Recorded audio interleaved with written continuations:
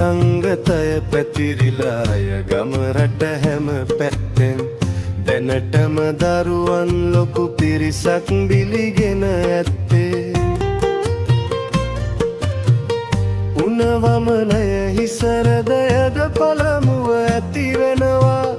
දින 3-4කට පසුව ඒ සමනය වෙනවා එයින් පසුව මරු කැඳවන රෝගෙකි වැළදෙන්නේ ඩෙංගු රක්තපාත නමින් එය අප හඳුනන්නේ ලේ වමනය ලේ ගැලීම කය තුල ඇති වෙනවා බේරා ගන්නට නොහැකිය නියතයි මිය යනවා බෙහෙත් කිසිත් නැත මේ රෝගය සුව කරගන්න එහෙත් අපට හැක හරියට මෙය වළකා ගන්න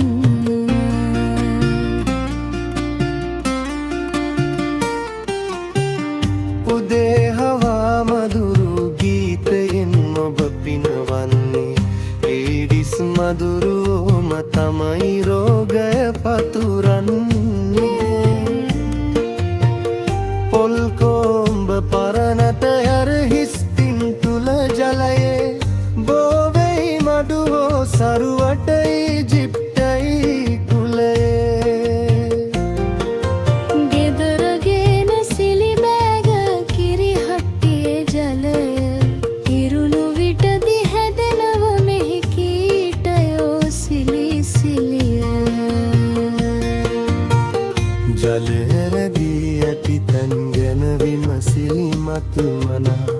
නිවස අවට හොඳ හැටි පිරිසිදු කරගෙන එන පිරිසිදු පරිසරයක් අපි මුල සිට ඇති කරමු